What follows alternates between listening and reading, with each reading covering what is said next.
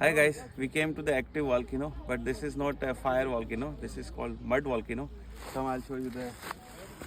And we can go all the way to the top of the crater. And here you see the bubbles coming over here.